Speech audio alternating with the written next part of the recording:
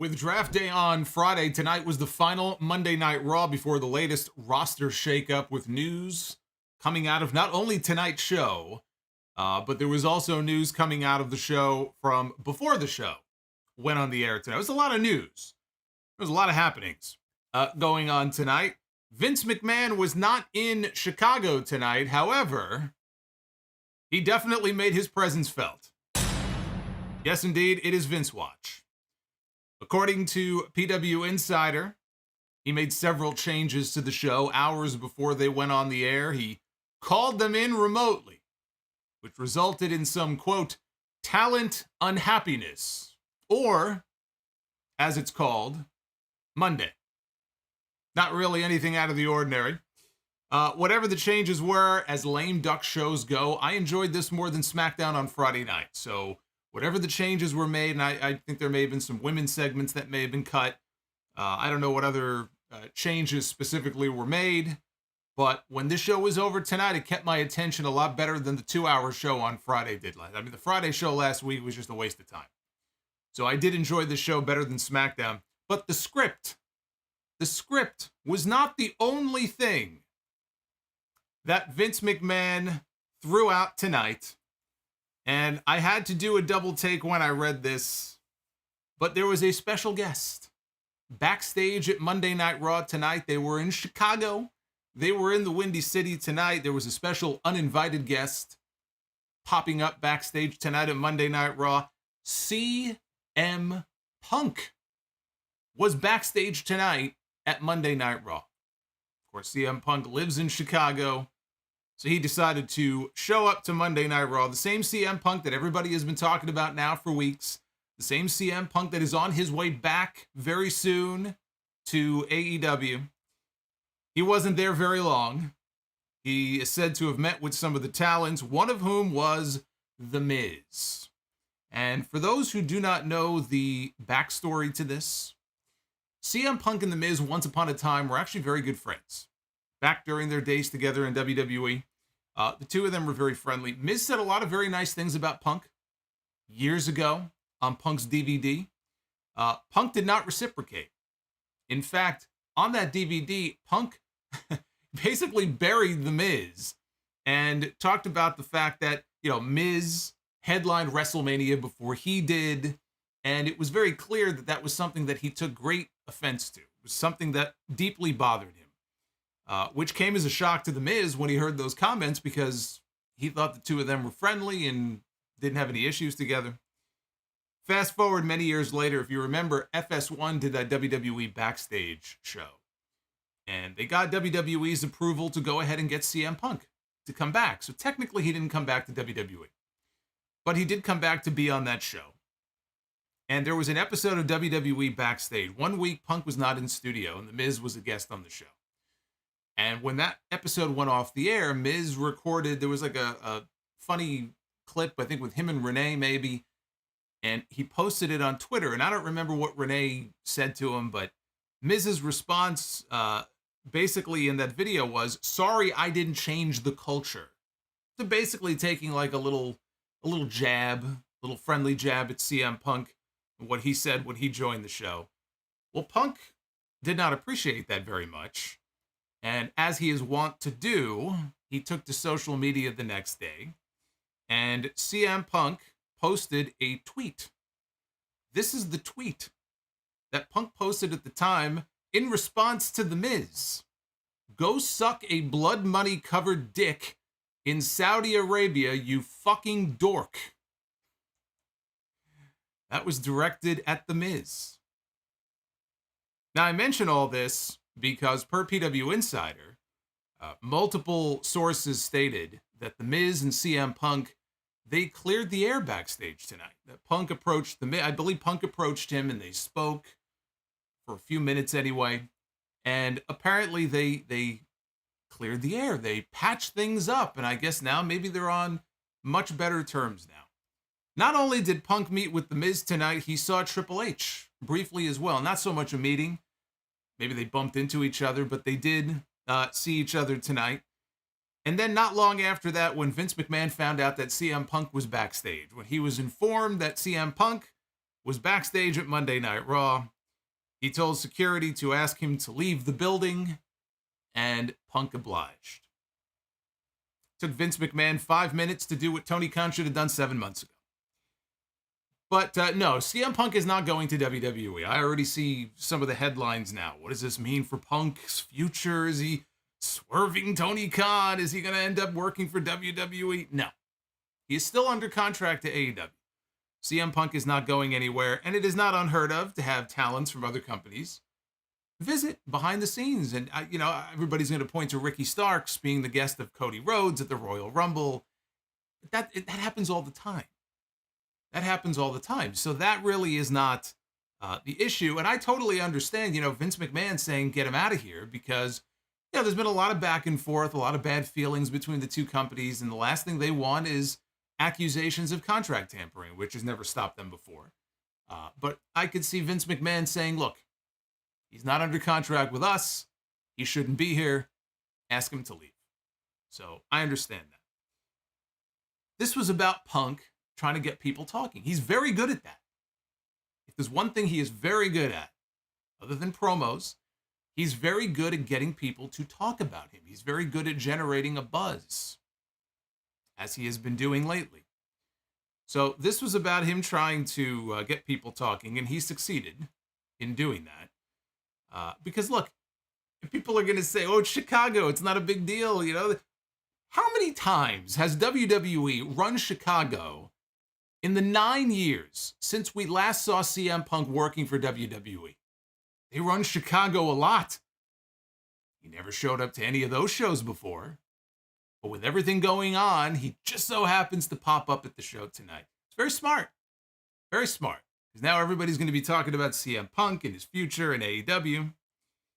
Also, very interesting, the idea of him making amends with people. The idea of him making amends with The Miz. Could be a message. Could be a message being sent to other people that maybe he wants to try to make amends with, but who don't want to have anything to do with him and will not even come to the table to talk to him. I don't think this was just a very casual, random visit, as random as some people would like for it to believe. There's always a reason.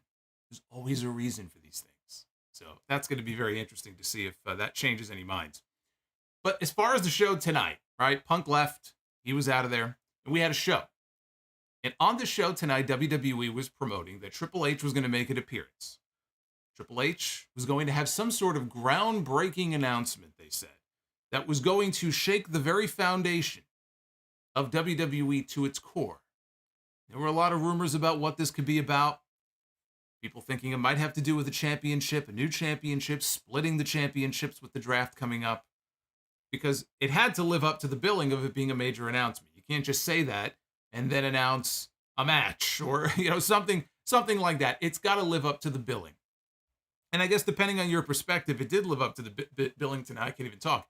To the billing tonight, because Triple H came out and he unveiled a brand new championship. We now have the World Heavyweight Championship. We used to have a World Heavyweight Championship many years ago. This is not the same World Heavyweight Championship, although it looks very similar. It's kind of like a miniature version. But we have a new championship now for Monday Night Raw because nobody can beat Roman Reigns. Everybody that Roman Reigns has stepped into the ring with, he has knocked them down like bowling pins. Every single person has fallen at the feet of Roman Reigns. He is unstoppable. He is on his way to 1,000 days as the undisputed champion. And so to make everybody else feel good and to give people on Monday Night Raw or whatever brand, I guess the opposite brand, post-draft that Roman Reigns is not on, to give those people, to give those men something to fight for. Because for so long, we have had an absentee champion on Monday nights. Roman Reigns does not work Monday Night Raw. It takes a special occasion to see Roman Reigns on Monday Night Raw. And so now they'll have something to fight for. But basically tonight, what we were told, and I'm going to get into this a lot. I got a lot to say about this. But the moral of the story here, if you watch that segment with Triple H, the message coming out of it is nobody can beat Roman Reigns. So here's a trophy for the runner-up. That's what it was. That's what this championship is. If Roman Reigns is standing on top of the pedestal with the gold medal around his neck, then the person who wins this championship at Night of Champions, which is where they're going to crown a new champion in Saudi Arabia, May 27th, that person is going to be standing there with the silver. And that is what this championship is going to be until the day comes that Roman Reigns finally loses his championships. This is a consolation prize for all the people that could not get the job done. And tonight, we also had the return of Bad Bunny. In fact, they gave Bad Bunny the main event spot on the show in Chicago. He came out at the very end. He beat up Damien Priest with a kendo stick, chased him off into the crowd, got on the microphone, and issued a challenge for Backlash in Puerto Rico. I thought it was going to be a tag team match. I thought we were heading for Rey Mysterio and Bad Bunny against Damien Priest and Dominic Mysterio. But no, we're getting a singles match. It's going to be Damien Priest and Bad Bunny one-on-one in a street fight. They love Bad Bunny in Puerto Rico. That show is already sold out. They're going to have over 17,000 people losing their minds. We only have really one legitimate match. I mean, I know Bad Bunny was in a Royal Rumble once, but he's really only had one match, which was a tag team match, partnering with Damien Priest at WrestleMania a couple of years ago. And for what little we saw of him in that match, he was pretty good. Is he Logan Paul? Not quite. We haven't seen him in a singles match before. So for the first time, we're going to see Bad Bunny going one-on-one in a wrestling match. And I am actually very happy for Damien Priest, because Damien Priest was left off of the WrestleMania card. All the other members of the Judgment Day had a match. They all had big matches, in fact. Balor had a Hell in a Cell match. Rio challenged for the Women's Championship, almost got the main event spot. Dominic had that great match. A lot of fun watching him against Rey. Priest was the odd man out. And now he's in a prime spot here on this show in Puerto Rico. That's a big spot for him to be in, and that's a lot of trust that they're putting in him to work a one-on-one match against somebody who's never had a one-on-one match before. You know, The Miz is somebody they have a lot of faith and a lot of trust in for all the equity that he's built in WWE. That's why Logan Paul's first match was against The Miz. So it really demonstrates a high level of trust that they're putting in Damien Priest. But this is your Monday Night Raw review here for April 24th, 2023. I am the Solomonster. Do me a favor, if you would, like and subscribe to the channel. 400 likes is the goal for tonight, for us to do Be the Booker later on in the stream. And super chats are open. And also, if you would like to have access to episode 4 of Sound Off Gamer, it is up right now for channel members. You guys have early access for the first few days here this week. Everybody else will get it at the end of the week. But this is my worst performance so far. This is my worst performance to date in any of the WWE 2K games. I have hit rock bottom in this episode. You will not believe, by the way, there is a glitch in this episode. You will not believe what happened to me and how I got screwed in this episode. So anyway, if you are a channel member, go check it out. You got early access to it right now. And I'm going to show you what the new championship looks like, and I got a lot more to say about that. We'll get to that when we talk about Triple H. But first, we got to talk about the opening of this show, which was Cody Rhodes coming down to the ring for a live promo in the very building where he wrestled Seth Rollins inside Hell in a Cell last year with a torn pec. This was his first time back in that building tonight. He got a great reaction. He asked the Chicago crowd, "What do you want to talk about?" And he said that they could talk about the draft and how he could end up on SmackDown, and they booed. Or they can, I mean, what do they care? The next time they're in Chicago, maybe for SmackDown, what do they give a shit? Where's this brand loyalty thing? What did they boo for? So they booed. He said, or I could stay on Monday Night Raw. He talked about having the task of slaying the Beast at Backlash, and Brock Lesnar was not on the show tonight. He will be on the draft episode of Raw next week. So they showed still shots from the attack a few weeks ago when Brock killed Cody. And Cody said he wanted to show the fans something else. And he took off his suit jacket, he took off his tie, and he took off his dress shirt and tossed them all into the crowd. I didn't know how far he was going to go here. Tossed all of his clothing into the crowd, upper body, clothing into the crowd. And he wanted to show us the scar by his armpit from the pec surgery, from the torn pec. He pointed out the scar, said, again, this was his first time back in the All-State Arena since the Hell in a Cell match. And he told Brock, he looked into the camera, he told Brock, pick a spot. Said, find a spot on his body to go ahead and add a new scar. Finn Balor interrupted. He said, we all have scars. Yeah, he's got one on top of his head after that match with Edge. He said, but look, you had Roman Reigns beat at WrestleMania and you got screwed. Yeah, I know what that's all about from Sound Off Gamer. But he said, you got screwed. He goes, I know what that's like. Yeah, I'll bet he does. He said the reason Cody was screwed was because he didn't have anybody there to watch his back.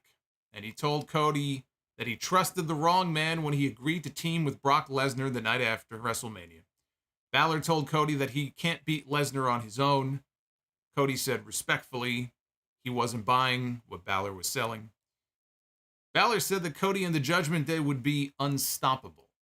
And he noted that Rhea Ripley is the SmackDown Women's Champion. He said Damien Priest put the biggest star in the music industry on the shelf after he put him through a table. Said that Dominic Mysterio was already a bigger star than his father ever was, which is something Cody should try. Balor said Cody made a mistake at WrestleMania and should not make the same mistake at Backlash. Said, let us have your back. Cody said he appreciated the offer and said Balor had done a lot for him. And then he respectfully declined the offer. And he offered a handshake instead. Balor blew him off. Said that, well, if you're not with the Judgment Day, then you are against the Judgment Day. And Cody wondered if Balor was under the impression that he wasn't medically cleared to compete after he got his ass kicked by Brock a few weeks ago. And he revealed that he was cleared a few hours ago, and he challenged Balor to a match later in the show. Balor nodded in agreement and left the ring. So, Balor coming out here and trying to recruit Cody into the Judgment Day as someone who knows what it's like to step up to the Bloodline, get in the ring with Roman Reigns, and get screwed over. That made sense, right? Two losers here from WrestleMania. So that part of it made sense. I like how they at least tried to make it make sense. Why all of a sudden he's trying to recruit him. He says, look, you can use some backup because you didn't have any at WrestleMania. Let us help you. Let us help you. Let us shore up the ranks of the Judgment Day here. And it served a purpose to set up what I thought was the main event of this show. This did not main event the show. This opened the top of the third hour. First match of the night was the Usos and Solo Sikoa against Santos Escobar, Joaquin Wilde, and Cruz del Toro of the LWO, who have a new entrance theme song that starts with the old Los Guerreros soundbite where it starts Viva la Raza. It starts the way that music used to start, and then it's a brand new theme. I actually miss the old Legado del Fantasma theme. But that is their new entrance theme. Chavo, no doubt, throwing furniture somewhere. And let me talk about Chavo here for a second before we go on, because for those who don't know, Chavo Guerrero did a virtual signing a few days ago. And I have not watched the video, and I wanted to watch the video because I wasn't sure if he said this, in character, if he's trying to work an angle, hoping WWE will bring him in for a match with Rey Mysterio because, Chavo I don't think Chavo's been doing much. So I haven't seen the video myself yet, but basically what Chavo said, and I don't have it in front of me, but what he said was he took great exception to all of the shout-outs and the tie-ins to Eddie that Rey has done over the years, really since Eddie passed away. Eddie, he comes out, he does the shimmy, or he'll refer to him in some way, or something like this with the theme music.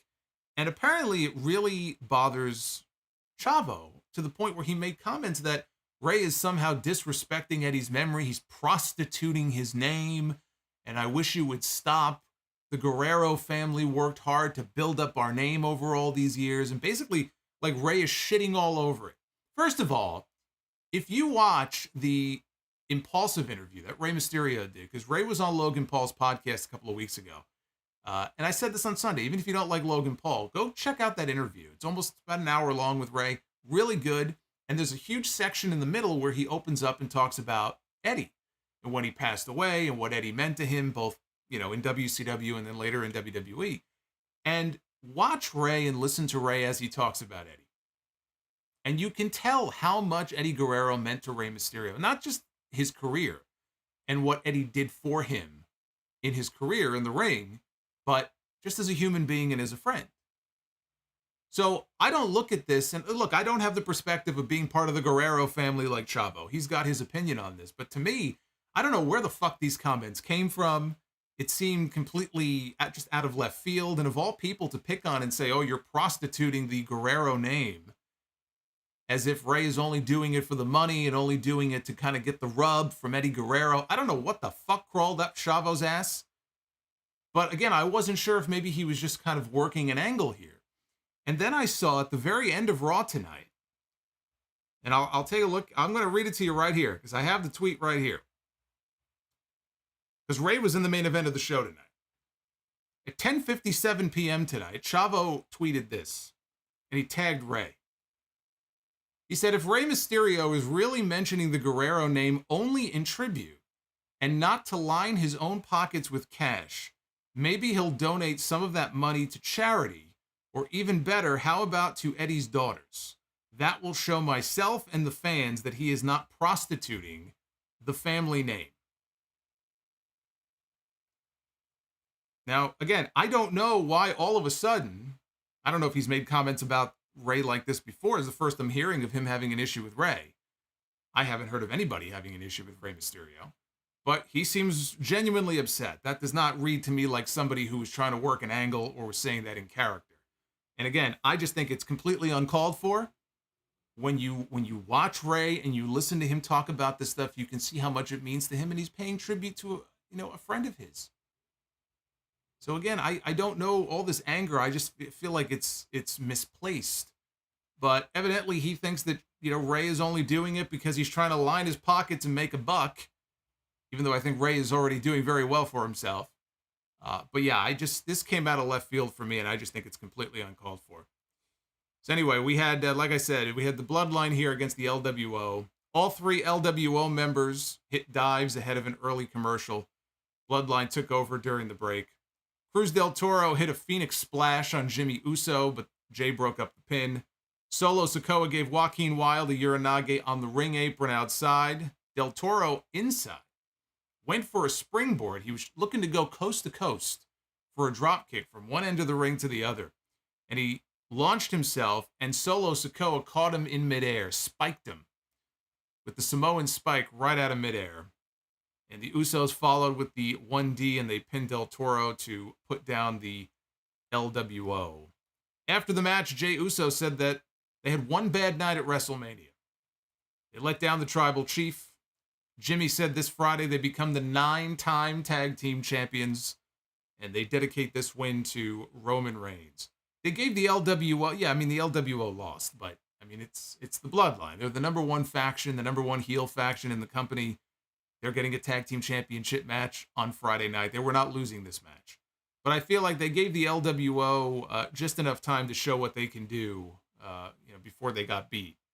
And I hope, coming out of the draft, that this little push they've been getting, even though they lose most of their matches, they've been getting more television time. They've been associating Santos and the LWO guys with Rey, trying to give them the rub by associating with a Hall of Famer. I hope that continues.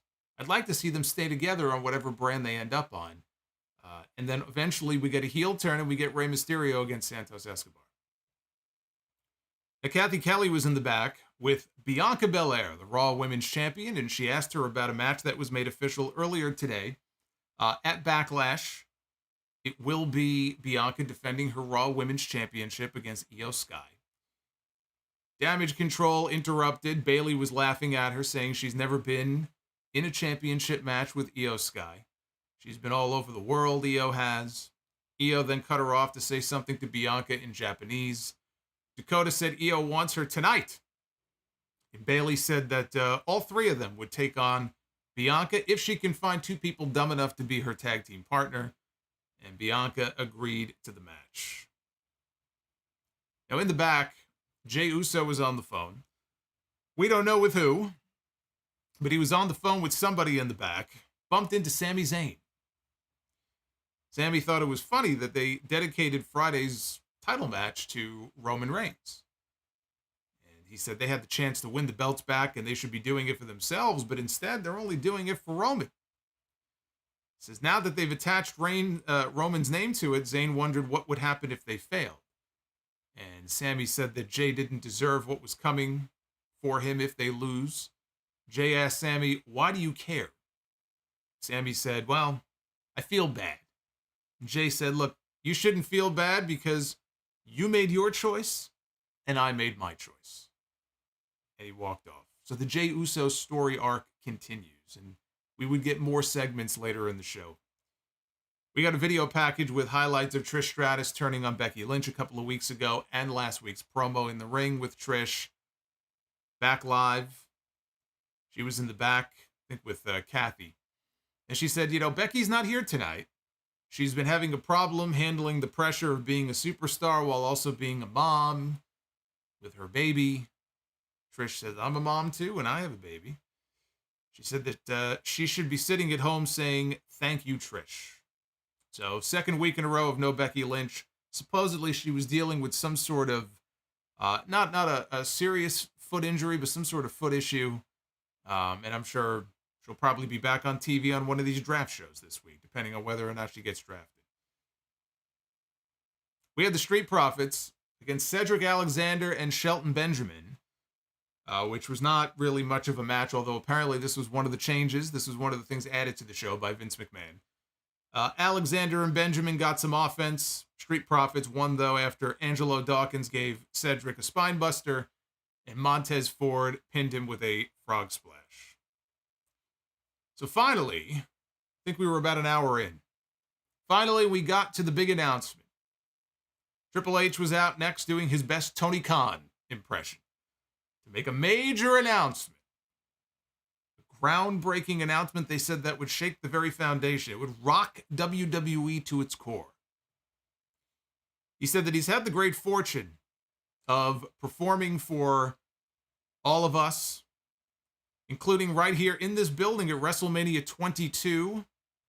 He said competing against John Cena for the WWE Championship. He said he's out here tonight to talk about Roman Reigns, the undisputed WWE Universal Heavyweight Champion, coming up on 1,000 days as the champion. Says it's unheard of in the modern era. He has defended that championship against the who's who of superstars. And after seeing them all for 30 years, he says, I cannot name very many men that would be able to hang in this ring with Roman Reigns. He says he is that damn good. Along the way in that 1,000 days, he did something very smart, something that he would have done. He negotiated himself into a position where he didn't have to defend that championship as frequently. Says that he doesn't blame Roman for that, but it's not great for WWE. He said WWE deserves better. You, the fans, deserve better. And that is why a few weeks ago when he talked about the draft, he said that the draft would change WWE at its very core. Because when Roman Reigns gets drafted, whatever show it is that Roman gets drafted to, whatever brand it may be, he will take the undisputed WWE Universal title with him to that brand. And that is where it will stay. The other brand will crown a new champion. On Saturday, May 27th, they're going to be in Riyadh, in Saudi Arabia, for Night of Champions. They will crown a new World Heavyweight Champion. And Triple H pulled the cloth off the title belt that was on a podium sitting in the ring, and there it is. That is the new WWE World Heavyweight Championship belt. He said this will be a champion that you can be proud of. This will be a champion that will defend this title any place, anytime, all over the world. This champion will not have to demand your acknowledgement. Said this champion will earn your acknowledgement and will earn the title of World Heavyweight Champion. And they played him off, and that was the big announcement. Now, I have a lot of thoughts on this. I have a lot of thoughts about this. First of all, the actual title looks nice.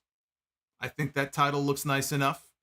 It's basically, if you look at it, I mean, it's a miniature version of the big gold. It's a miniature version of the old world heavyweight title. It's got the giant logo in the middle, which all the belts are going to have the giant logo. I know people are holding out hope for big gold or winged eagle or something to come back. It ain't coming back. They could always modify one of the old designs and put the big logo in the middle of it, but then it wouldn't be the old design. So they're not going backwards. They're not going back to that. They love their branding. They love it. So you're always going to have that giant logo somewhere there on that belt. So again, it's not the nicest looking belt I've ever seen, but it's an improvement over the giant logo belts. This right here, this belt, this whole announcement, this right here is exactly why Roman Reigns should have lost at WrestleMania. I said it the night that it happened, when he beat Cody in the way that he did, that it was a mistake. They had the chance to do the right thing. They didn't do it. That was a missed opportunity. Cody Rhodes should have won at WrestleMania. And instead, they kept the championship on Roman Reigns. And I think WWE made a big mistake doing that. This right here, as nice as you may think this looks, this is completely unnecessary. There's no reason for this to exist. No reason. This is completely unnecessary. Once Roman loses, the solution was right there in front of their face. Once Roman Reigns loses, let's say Cody beats him, WrestleMania, right? Takes the WWE Championship. You split the titles after WrestleMania, especially if they knew they were going to do a draft anyway after WrestleMania.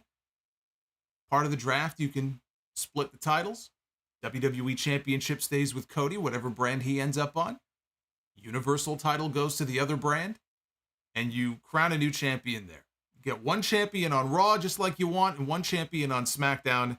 They took what would have been a very simple solution, and they made it overly complicated. And there was no reason for them to do that.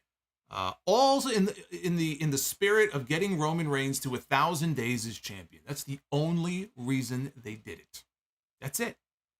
They want to be able to say and have a big celebration when it happens that Roman Reigns is the first champion of the modern era to reach 1,000 days as champion. And that is the only reason they did it. And I'm sorry, that's not a good enough excuse to go ahead and create an entirely new championship just because you want to get Roman Reigns to 1,000 days. Just because that number, I guess, for whatever reason, they think that number actually means something.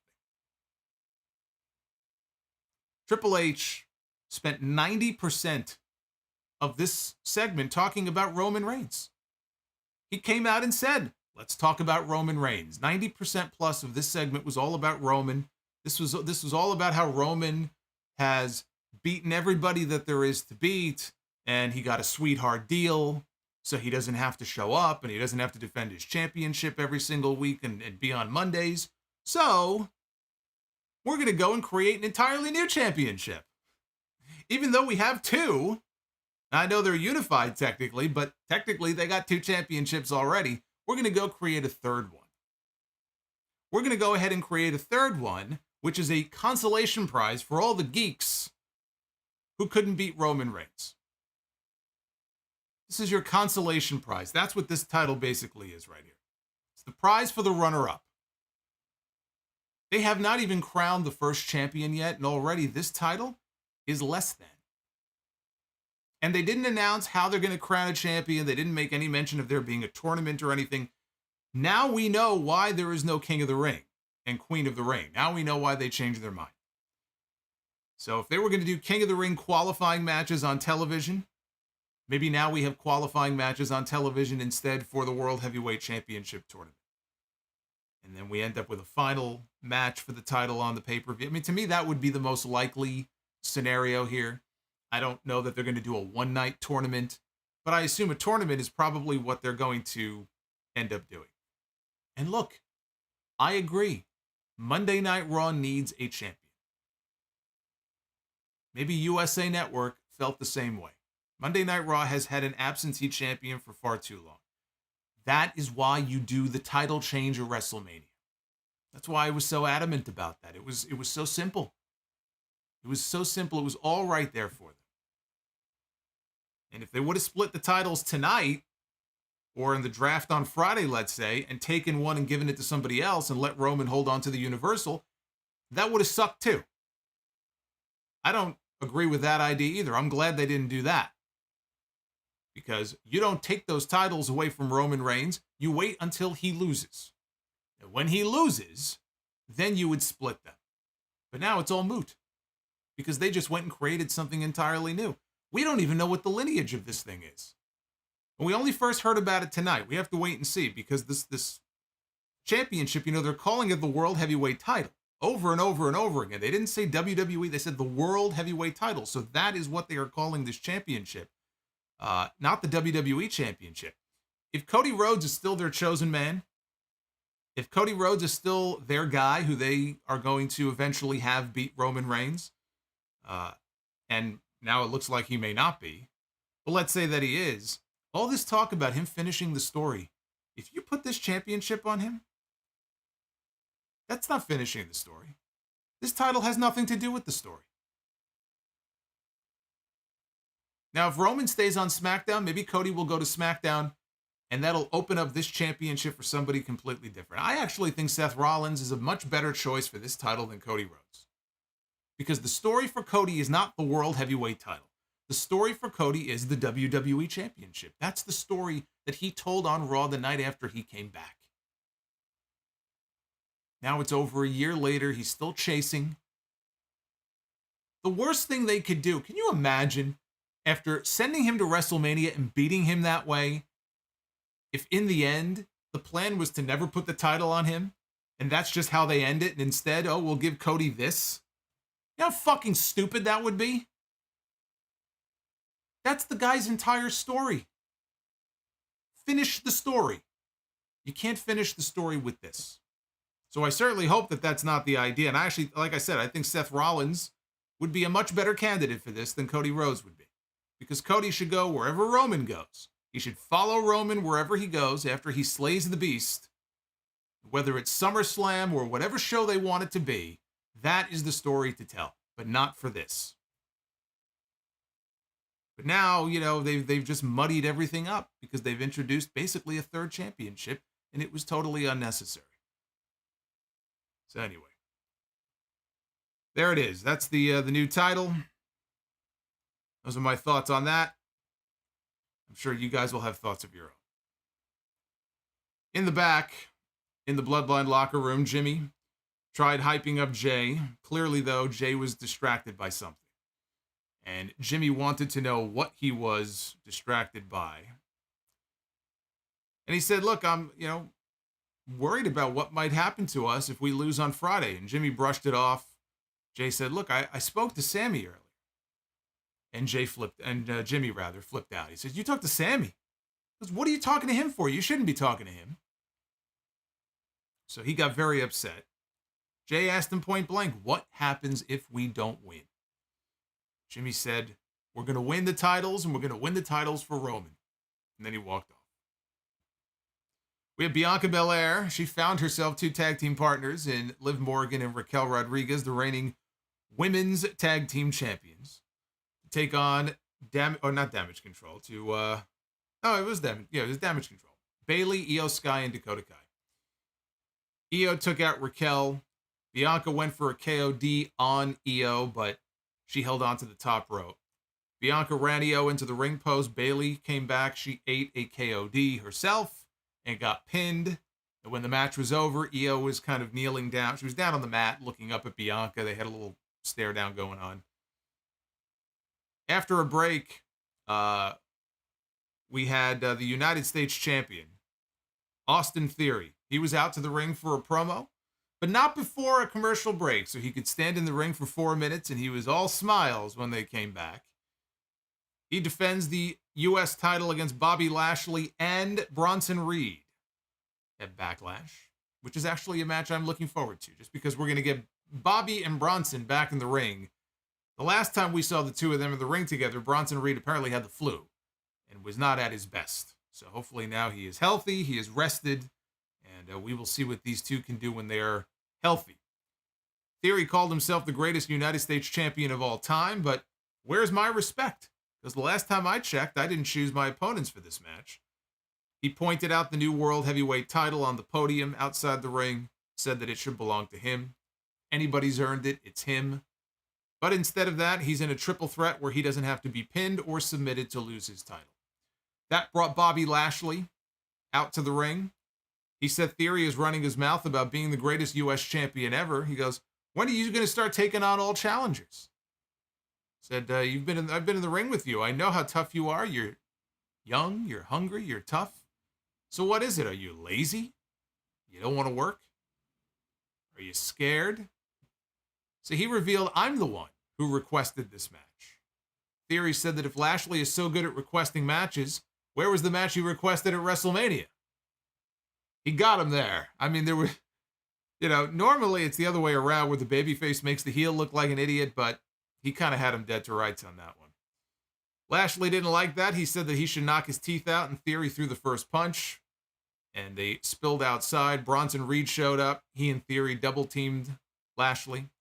Theory held Lashley, kind of pulled his arms forward, so he had him pressed up or pinned up against the ring post, and Bronson Reed came in with a splash up against the ring post. They put Lashley back in the ring. A-Town down, puts down Bobby. And then Reed mowed down Austin Theory, and he hit a running senton, and then he climbed up to the top, and he hit the Tsunami Splash. All 300 pounds plus down on top of Austin Theory. Squashed him like a bug. And it was Bronson Reed who stood tall at the end of the segment, holding up the United States Championship. I'm hoping that is the scene in Puerto Rico at Backlash. I would like to see Bronson Reed win that U.S. title. We had Mustafa Ali one-on-one with Chad Gable. This was short and sweet. This did not even last the full 2 minutes. Ali spiked Gable with a tornado DDT, tried a splash. Gable avoided it. Gable tried a Chaos Theory rolling German, but Ali countered into a roll-up for the shock pin. Another loss for Chad Gable. And Ali wins in his hometown. That may be more groundbreaking than the announcement of the new championship. I couldn't believe my eyes. Not only did Ali get a win on Raw, but he won in his hometown. It's amazing. Sami Zayn was walking in the back when Jimmy Uso walked up to him and said that he was playing mind games, which Sami denied. He said, you keep asking, what if we lose? Well, how about you? What if you lose? He says, you don't think Kevin wouldn't turn on you? He didn't forget about all those times you helped us. He goes, he didn't forgive you. He used you to get those championships on your shoulder there at WrestleMania. Owens is going to turn on you, he says, and you're going to deserve it. So don't worry about my brother. Worry about yours. So Jimmy is just returning the favor here, and he's getting in Sammy's head.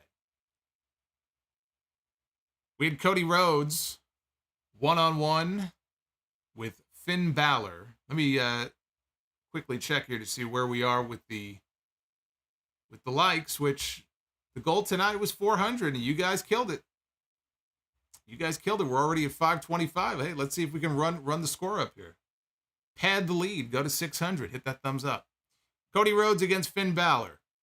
Late in the match, Balor put Rhodes down with a shotgun dropkick. Balor went up top for the double stomp. Cody rolled out of the way. Cody went for crossroads. Balor countered into an inside cradle. Only got 2. Cody then put Balor down with a pedigree. Followed that up with crossroads and got the pin. Really good stuff from both these guys. I mean, I didn't expect anything different. And Cody, keeping Cody strong here for the Brock Lesnar match coming up at Backlash. But this is really good stuff from these two. And again, Cody in Chicago here, super over. Seth Rollins was out to the ring to address his random Backlash match with Omas. He is going to be wrestling Omas. And if you are wondering, if you missed the announcement on SmackDown Friday night, you're wondering, Rollins and Omas. I didn't see that segment last week. Neither did I. Neither did I. Nobody did, because there was no segment.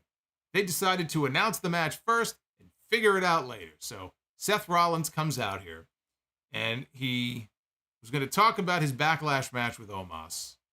And the fans booed or groaned. I groaned. He said that if they can believe it, something bigger has caught his eye. And he looked down at the new World Heavyweight Championship belt outside. Fans started a "You deserve it" chant. And he remembers Triple H appearing earlier in the show and saying that, yeah, he said some very nice things about Roman Reigns. And he listed some of the opponents that he's beaten. Rollins said that his name was not on that list.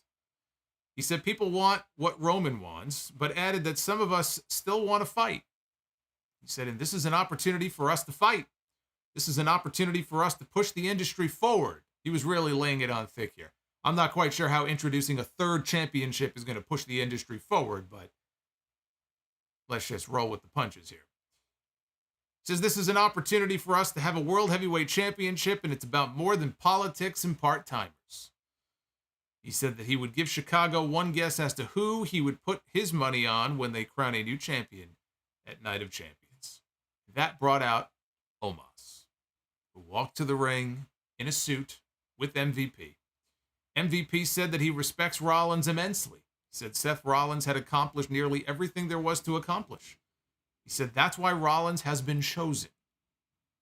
Omas getting a win over Rollins would be huge for Omas. So the story they're going with is that MVP decided to go to management and just ask for the match, because he just feels that a win over Seth Rollins would do wonders for Omas's career.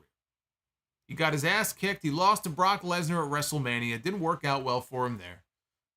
So now they're going to try their hand with Seth Rollins. So that's the story that they're going with. MVP said that he would caution Rollins against making predictions about his future because he might not have much of one after he wrestles Omas at Backlash. So Rollins said that he should be afraid of Omas, but he's not. And they had the two of them, I would say face to face, but it's more like, face to navel. Omas is looking down at Seth. Seth says, I know I should be afraid of you, but I'm really not. He said that he would make Omas famous by giving him the match of his life. He said that he would bounce Omas's head off the mat. Then the arena would fill with people singing his song, and the fans then chanted his song. They sang his song, and Rollins left. Seth Rollins did what he could here with this promo. It's hard to cut a promo for a match with no story. That's a hard thing to do. When you have a match announced cold, with no previous interaction between the two of them, and there's no story going into it, there was no turn, there was no tag team match they were both a part of, he didn't spill coffee on him accidentally in the back, he didn't fuck his wife, there was no, for all I know, but there was no story. So it's hard to go out there and cut a promo. Rollins did what he could. His job was to go out there and build up that new World Heavyweight Championship and try to make it feel like a big deal. And then to tell Omas, look, I have no fear. And I need to beat you, basically, because I'm going to be the World Heavyweight Champion. Of all the possible opponents for Omas, Rollins is the best. Of all of the in-ring performers in this company, really, there's nobody better, I think, for Omas to share a ring with than Seth Rollins. You can't ask for a better opponent. So we're going to see what Seth can get out of this guy at Backlash. Matt Riddle was in the back. He was pitching one of his dumb ideas to Kevin Owens when Sami Zayn walked in, and not a moment too soon. Owens was reading him the riot act and saying, "Where the hell have you been? Been looking all over the place for you." Sami told him he spoke to the Usos, and Owens he couldn't understand it. He couldn't understand, why do you care? Why do you care so much? What happens to them if we beat them on Friday? He says his concern and Sami's concern should be the tag team titles. Owens walked off, and then Riddle told Sami, "I know what you're going through, bro." Sami said, "How can you possibly know what I'm going through?" And Riddle said, "Well, when me and Randy Orton were tag team partners in a little team called RK Bro, I had people every week telling me, man, you can't trust this guy. This guy's going to hit you with an RKO." And he said he never did. You know why? Because we're bros. Just like you and KO are bros. And he said that everything's going to be okay. Sami appreciated the words, and he seemed surprised that Riddle said something that actually made sense. And that led us to our main event of the night. Rey Mysterio, one-on-one with Damien Priest. They showed video from Bad Bunny's Instagram story of him driving down the road near the arena. He was on his way. 2 minutes into the match, they broke into the show. to show us Bad Bunny stepping out of a giant SUV in the back, wearing a cowboy hat. Apparently, this is the thing to do now. Everybody's wearing cowboy. I may have to start wearing a cowboy hat here on the stream. I feel left out. I have some FOMO. Everybody's wearing cowboy hats. So what we got here was, it was good. Not too much meat on the bone because this was really all about the post-match angle. It wasn't about the match itself, really. Ray did a springboard off the ropes at one point. He was a little off the mark. And to his credit, Priest reached out and he caught him. And he pulled him back in. So he kind of saved Ray on that one. And then dropped him with a flatliner. Priest went outside, grabbed a chair. Ray kicked Priest through the ropes. Then went and hit the 619. Ray went up top and Priest launched a chair at Ray's head. I mean, he just threw this fucking chair right at his head. And it bounced off Ray's head. Didn't get his hands up or anything. And the referee called for the disqualification. Priest put Ray down with the South of Heaven chokeslam. So then outside, he cleared the announce desk.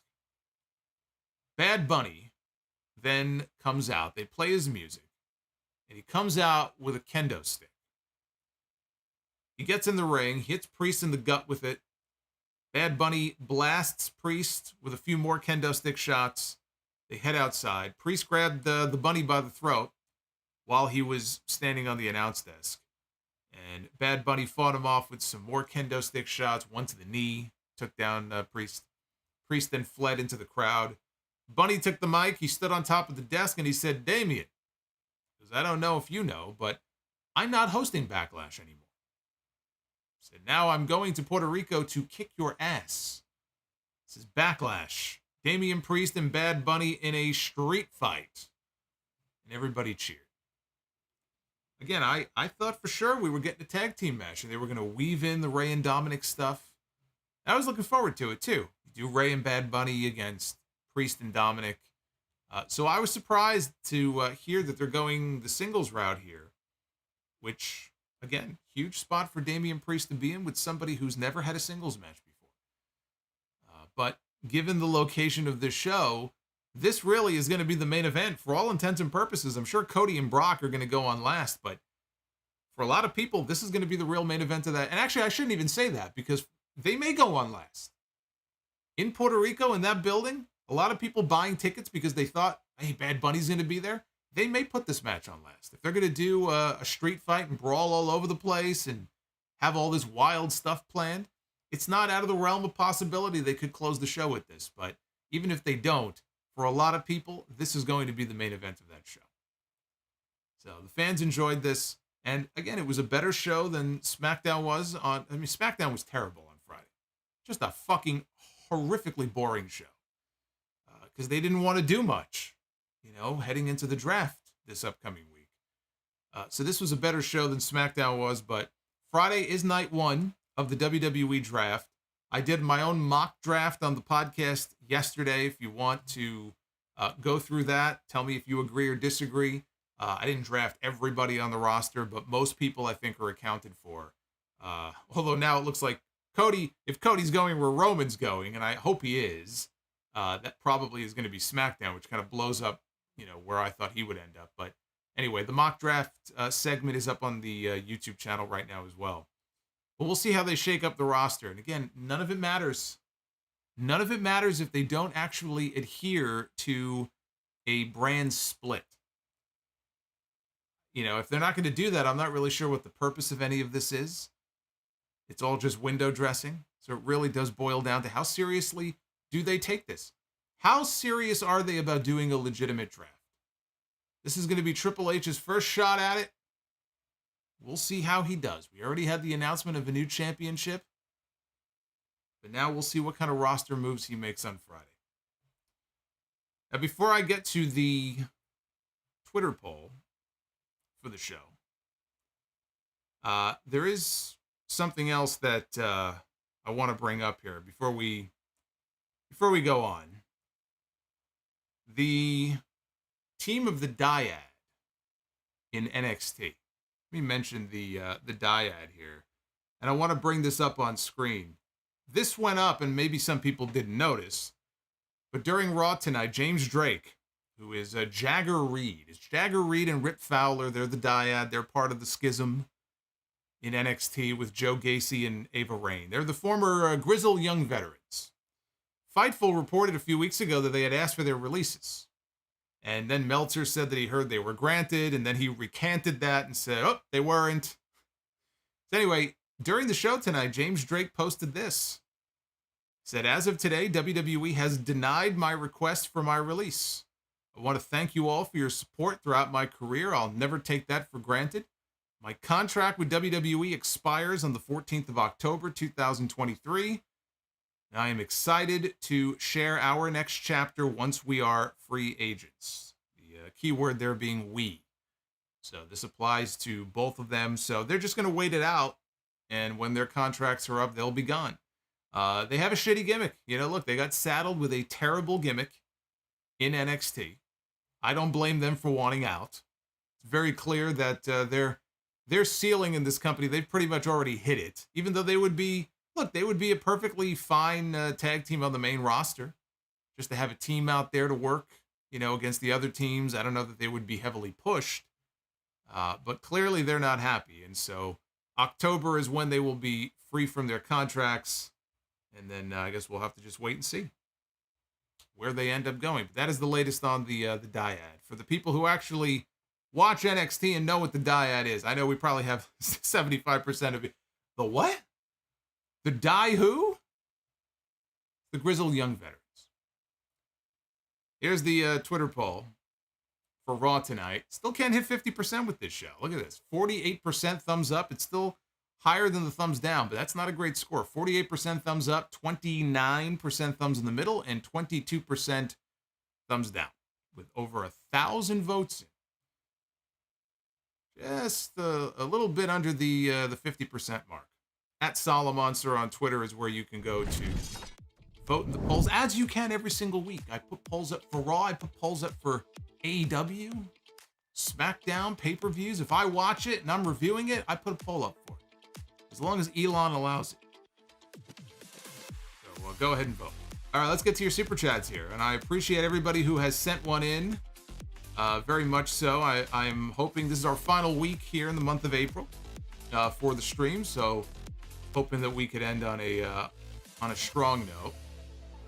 We have got Lady Fire Panda, who, funny enough, after I just talked about him, wanted to know my thoughts on Chavo Guerrero, talking about Rey Mysterio using the Guerrero name and using it to keep himself relevant. My take is that Chavo is smoking too much of the devil's lettuce. No, I don't blame the devil's lettuce for that. I just think he's being, I don't know, he's being overly emotional here. Again, I don't see it the way that he sees it. He's closer to it than I am because he's part of the... I don't know what's going on with this fucking Guerrero family, by the way. This is... I don't know what's going on in that family right now, but I just think he's way out of line. Things he's saying about Rey, in all honesty, if he honestly feels that way, he's close enough with Rey Mysterio. I'm sure he has his phone number in his phone. Fucking text the guy. Text him, call him. I mean, he's lobbing some pretty serious accusations against him. You're prostituting Eddie's name, doing it for your own financial gain. I mean, if he honestly feels that way, there are non-public ways to address this. I don't understand this. One and only. Hey, Maggie, thank you very much for that comment. I appreciate it. One and only with the $4.99. Never forget the Dancing Fox executives celebrating Natalya being drafted. And the Dancing Fox robot. I'm kind of hoping they bring the robot back. Dan Teller with the $10 super chat. Does this mean that Cody will not be dethroning Roman Reigns after all? That Cody will now fight solely for the WWE World Heavyweight Championship and Roman will remain champion for 1,000 days and beyond? We don't know. We don't know until the draft later on this week. I'm hoping Cody will follow Roman where he goes, because if this is the end of the Roman and Cody story, the way things went down at WrestleMania, that finish, that's fucking awful. That is fucking terrible. So I certainly hope that this is not the end of the issue with Cody and Roman. Winter's Paw with the $5. Damien says Chavo is arguing on Twitter with a wrestling YouTuber. Oh, I'm sure that'll end well. It's always good to argue with someone on Twitter. There's always a great rational resolution to those debates. Winter's Paw says, give Triple H credit. Announcing this before the draft is genius. Have to think that whoever gets drafted to SmackDown will not win the title. Friday is must-see TV. I would not call it genius, but I know a lot of people are very happy that just Raw has a champion at all. And he says, glad USA put its foot down. Raw needs a champion.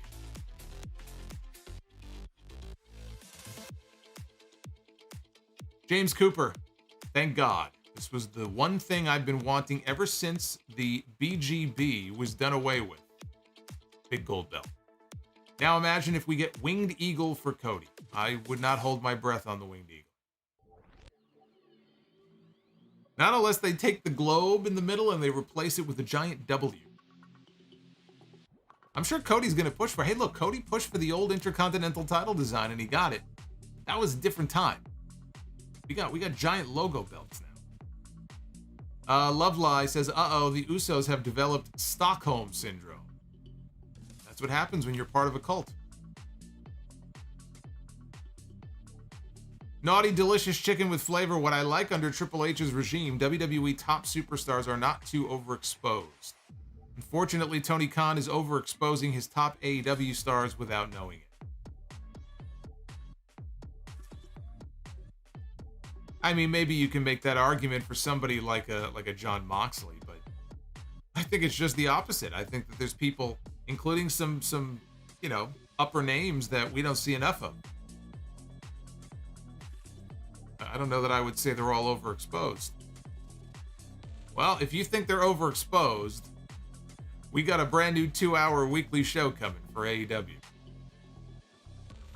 Naughty Delicious says WWE is very smart to push and give their minority and foreign talent a lot of television time.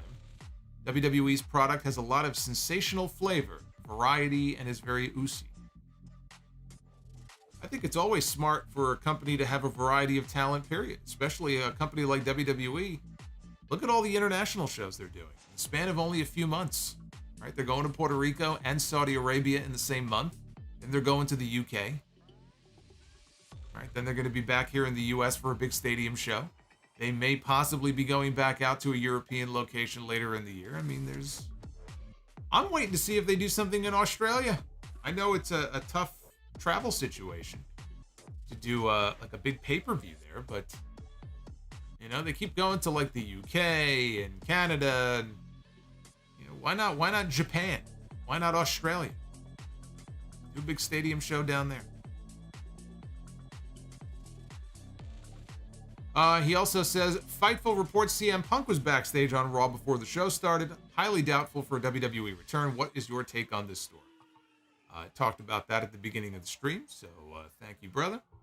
J Glow with the $4.99. This new belt is an excuse to keep the belt on Roman Reigns for as long as possible. If they put this title on Solo, I am done watching. We'll just give it to the Bloodline. Let's just give all the titles to the Bloodline. How about that? We'll give them all to the Bloodline.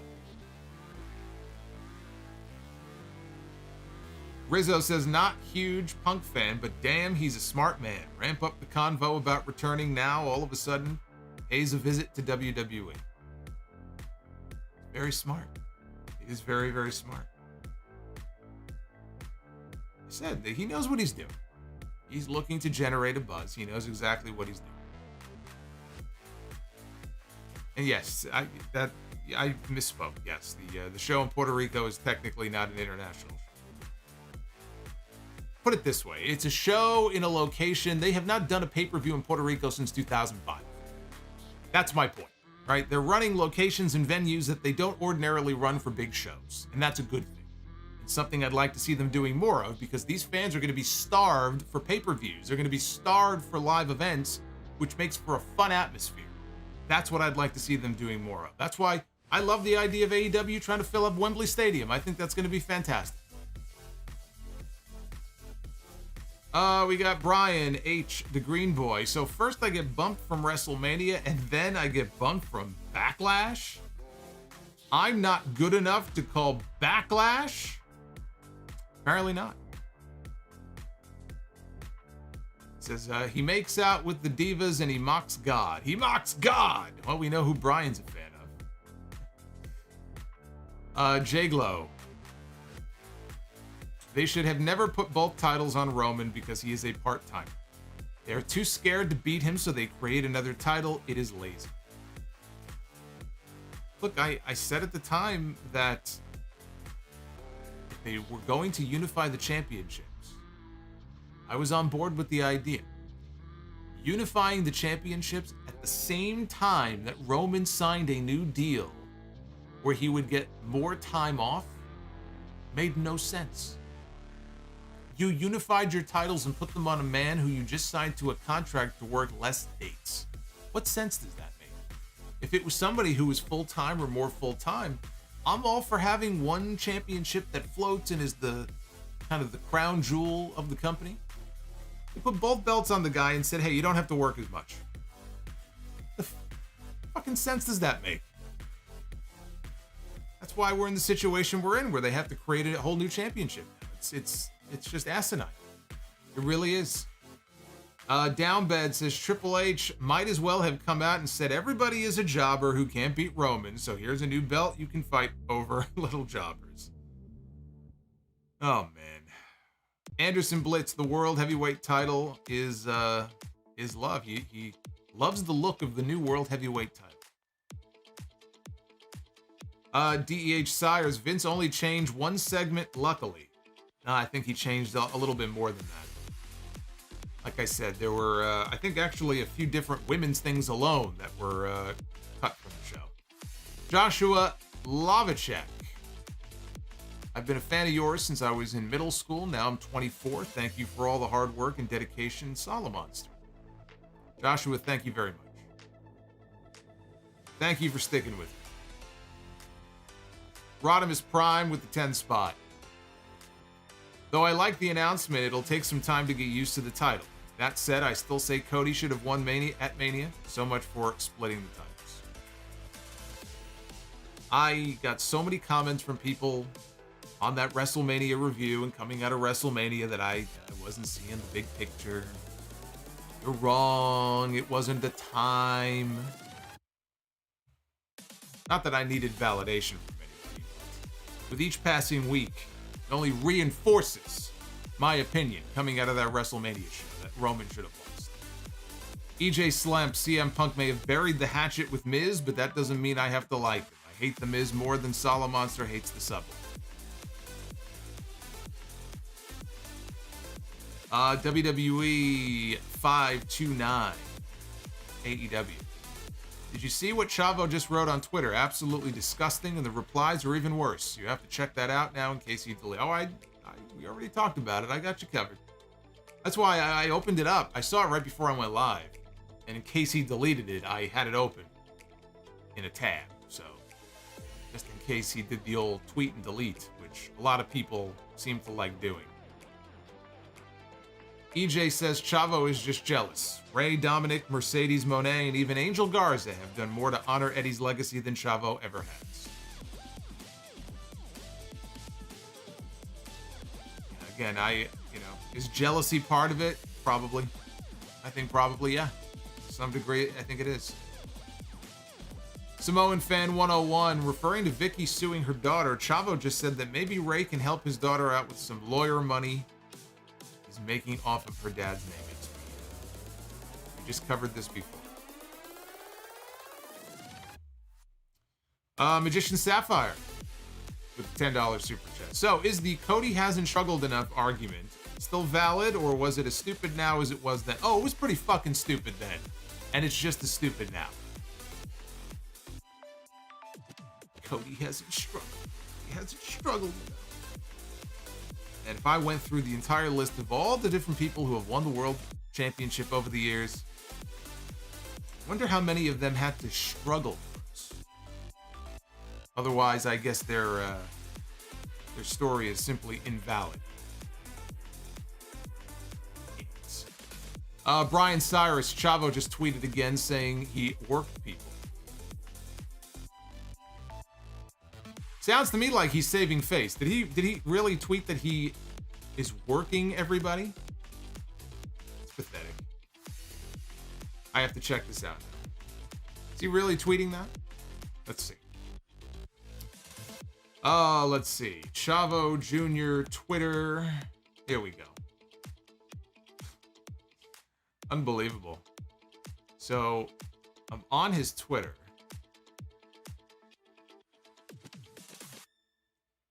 This is how a heel should tweet. Hook, line, and sinker. I still got it. Here's the thing I don't understand. First of all, it sounds to me like he got called out for being a dick and is trying to save face now by claiming it was a work. But even if it was a work, if it's going to lead to something, I can understand it. If it's going to lead to something where you're going to make money off of it, you're going to do an angle off of it, I can understand that, right? That happens a lot in wrestling. Stuff like this is so fucking dumb to me because all it is, oh, I worked everybody. But what do you get out of it? Nothing. You're still sitting at home on your ass and raised on television every week making money. I don't understand, like, what? Does he think it casts him in a positive light or something? I don't understand. How does that benefit Chavo? Sounds to me like he's backtracking because he realized from the backlash that he was getting from a lot of people how fucking dumb he sounded. And so now, oh, well, I didn't mean it. It was all just the work. Right. I'm sure it was.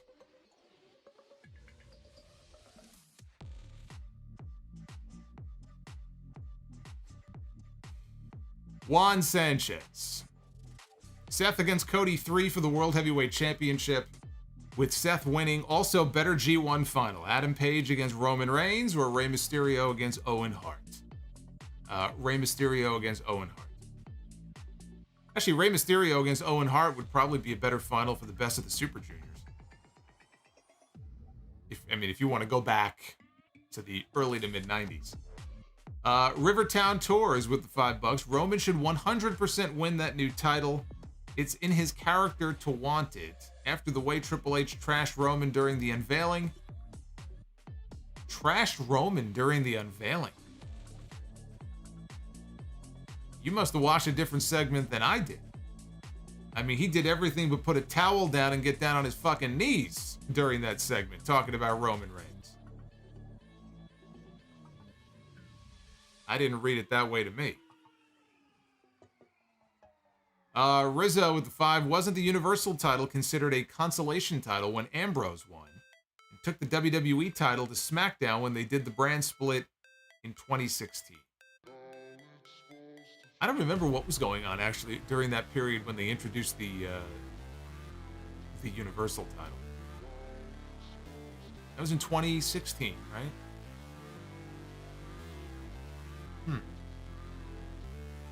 I have to go back and see what was the genesis of the Universal title. I don't even remember exactly what the reasoning was for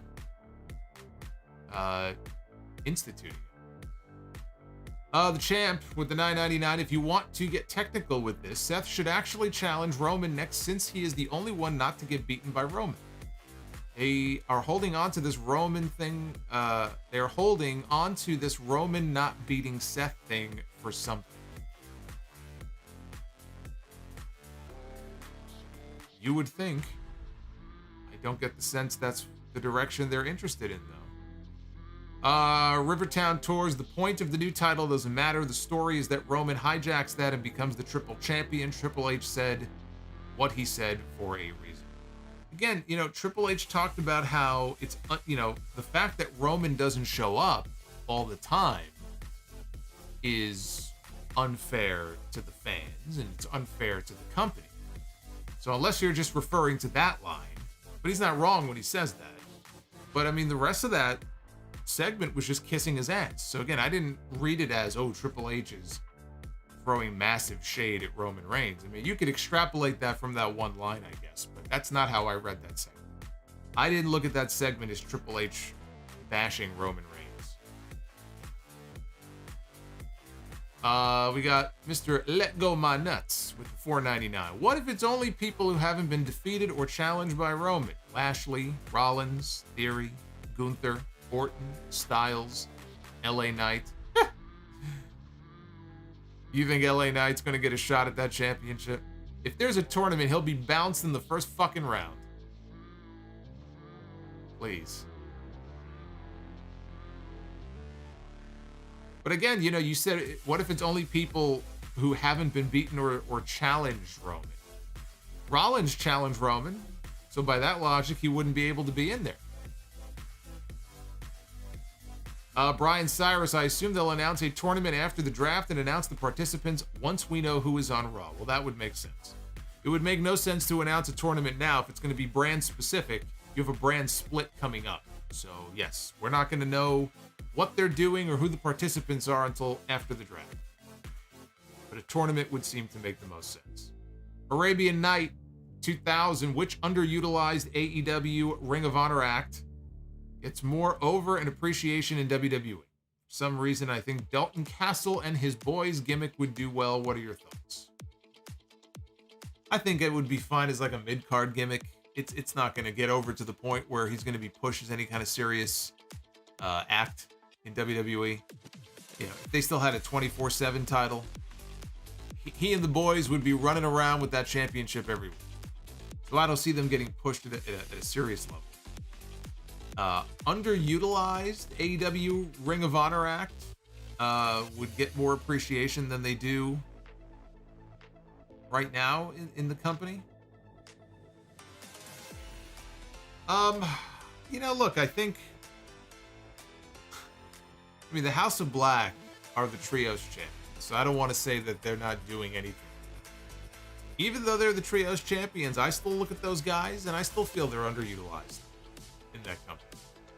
And I think under Triple H, if Triple H, for example, had Malachi Black back, I think he would be in a much better position than he's in right now in AEW. So I would put them, or at least him. I would have him on the list. Rizzo, can we ban the Bray talk until he actually shows up? I haven't said a word about it. What other people do is up to them. Guy hasn't been on fucking television in 2 months.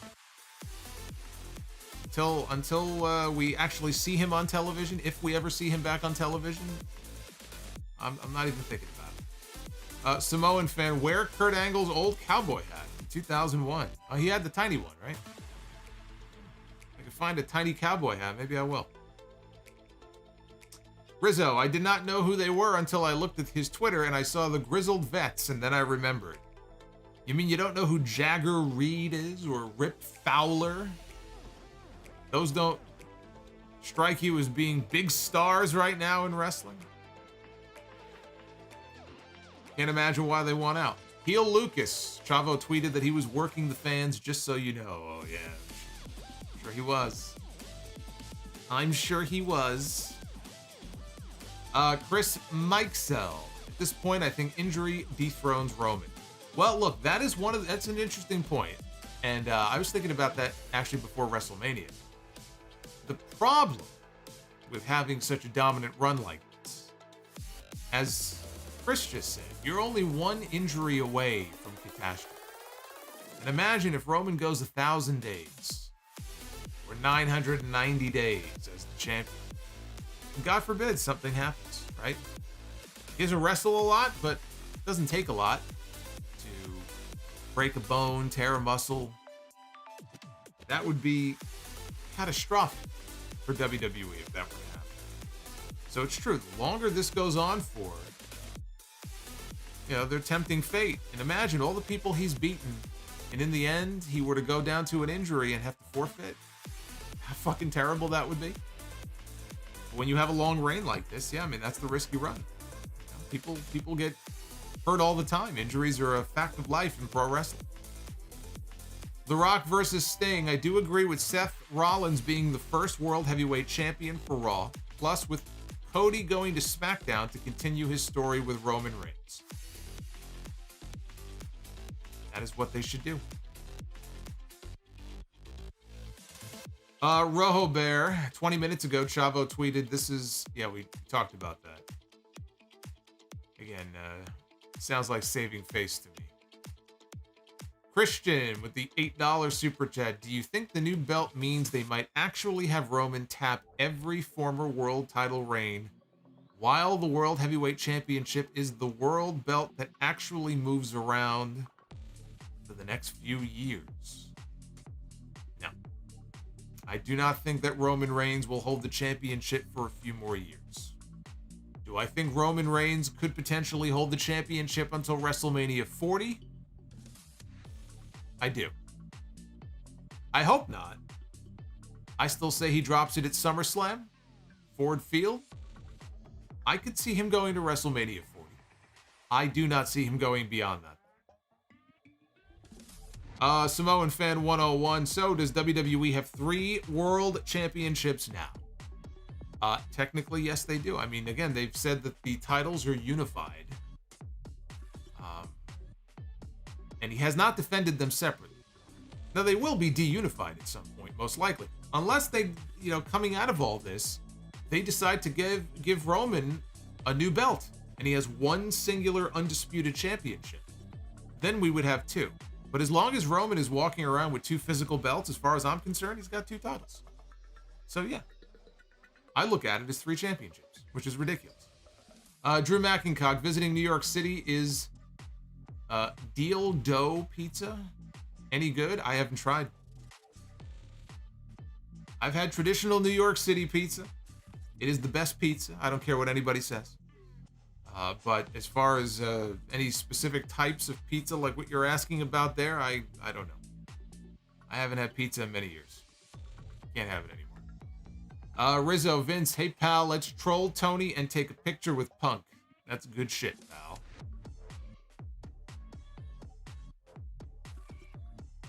Boney.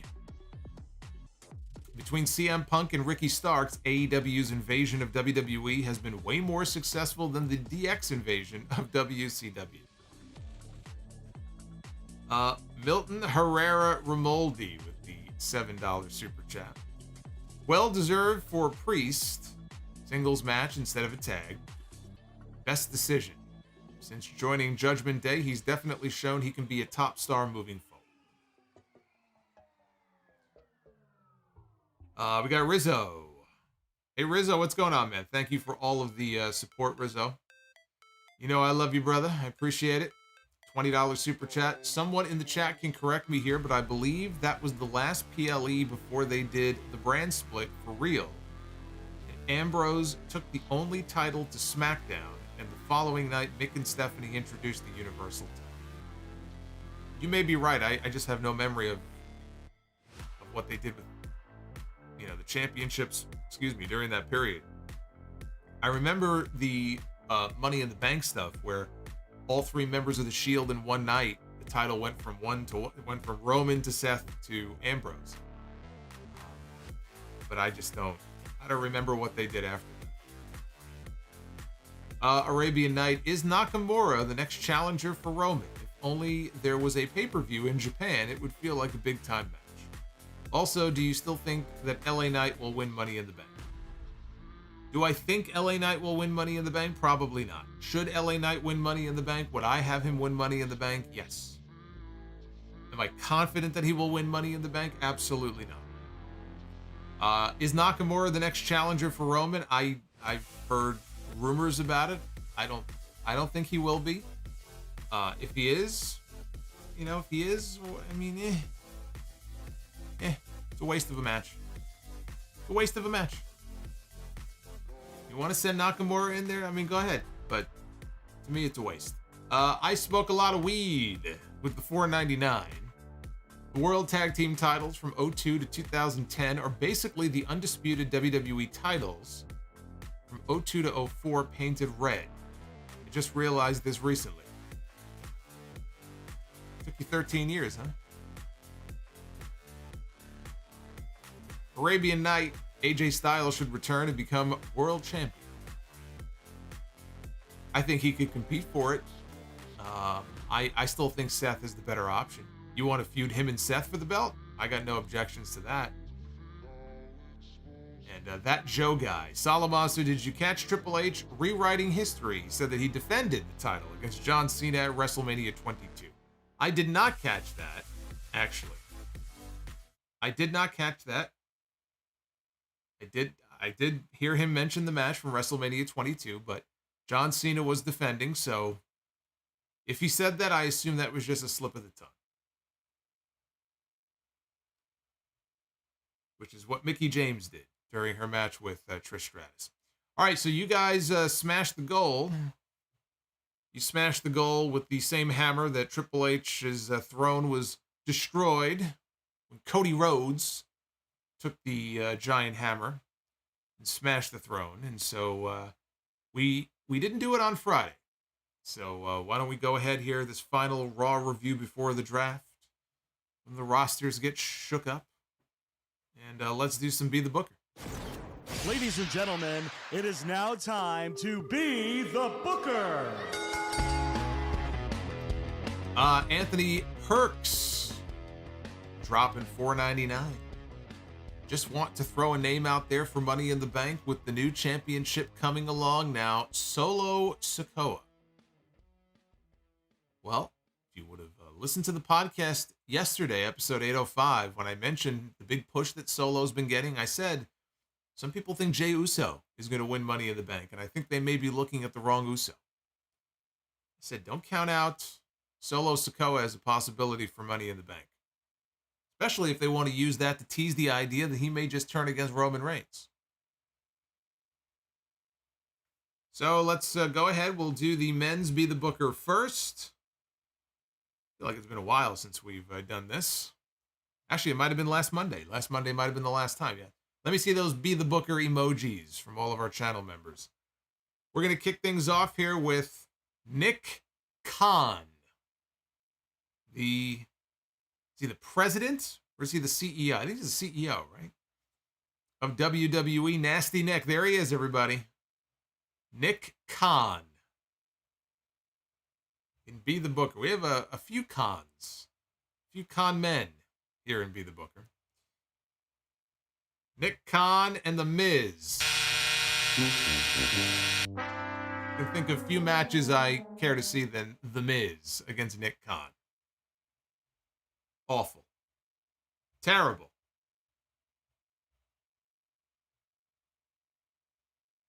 Let's try again.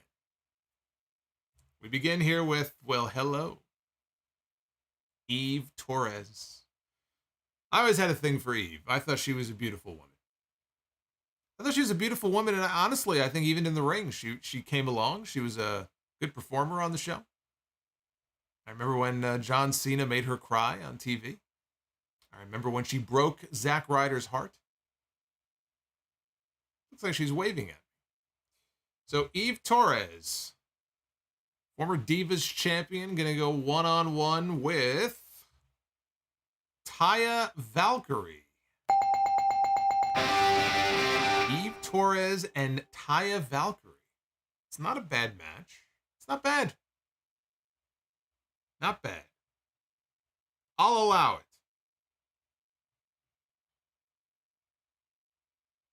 Now we go over to the tag team side, and we begin with the East-West connection.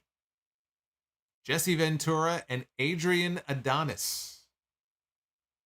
This is probably Minnesota, right? AWA. Adrian Adonis is the subject of one of the Dark Side of the Ring episodes of this season that starts later next month. So we have Andre. We have Jesse and Adrian, not Andre. Jesse and Adrian going to be taking on the Freebirds. Michael P.S. Hayes. There he is. Old school. We went old school in Tag Team Be the Booker here this week. Old school is my kind of school.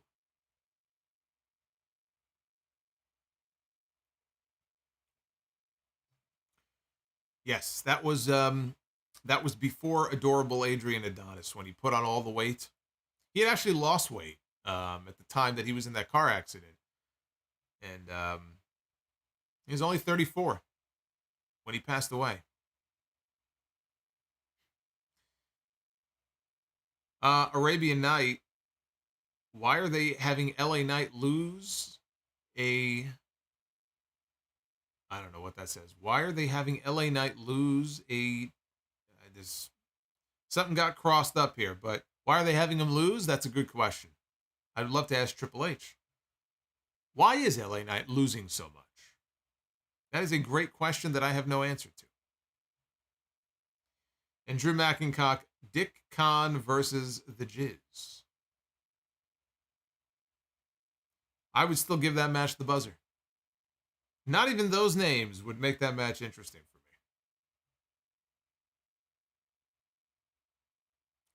Where is the WrestleMan sign? I burned it. I burned it. Had a little bonfire. I roasted marshmallows over it. It's gone. It's dead. So, speaking of dead, this Raw roster will be dead the next time we are back here for a Raw review. It'll be night 2 of the draft. Of course, we have night 1 coming up on Friday. We'll have live coverage here on YouTube Friday night for night 1 of the draft. But before then, we have AEW Dynamite coming up this Wednesday. We also had the announcement earlier today that Kenny Omega and Elio Del Vikingo are going to be having their rematch for the AAA Mega Championship July 15th at Triple Mania. So that match is now official. But in the meantime, Omega is teaming with Takeshita on Dynamite this Wednesday. They're going to be taking on the Butcher and the Blade. So that is what Kenny Omega will be doing on Dynamite this week. And Tony Khan will appear. They're not saying that he has a major announcement, but they are saying that Tony Khan will make an appearance. He will have something to say on Dynamite on Wednesday night. We'll have live coverage here after 10 p.m. when Dynamite goes off the air. Again, if you missed it earlier, please, if you are a channel member, go ahead, take advantage of your early access to the latest Sound of Gamer. I think you'll be amused by some of the things that happened to me here in this episode. At least somebody will hopefully get something out of this, because I sure didn't. Everybody else will get to take a look at that later in the week. I'm going to get on out of here. Be well. Stay safe. I hope you guys enjoyed the stream tonight. Let me know what you thought in the comments section down below. What do you think about the World Heavyweight title situation? Do you agree? Do you disagree with what I had to say? I think I made my position very clear on that here tonight. I smoke a lot of weed. Says, started watching around late 05. I didn't know. What was the first question that you asked? Oh, about the tag titles, yeah. Lovelie says, at least Roman against Shinsuke has a backstory to it. Yeah, but at this point, it's just, you almost expect that no matter who's in the ring with Roman, they're going to lose. When you have somebody like Shinsuke and you know he's going to lose, I can't get excited for it. Arabian Night, will LA Knight get more opportunities on Raw? He is money. I would draft him to Monday Night Raw. If you check out my mock draft, one of the moves I make is to move him to Monday Night Raw. So basically, whatever brand Roman is on, get him onto the other brand. I think it would do him a lot of good. All right. I'm going to get out of here now. Take care. See you Wednesday night for the Dynamite stream. Until then, be well, guys.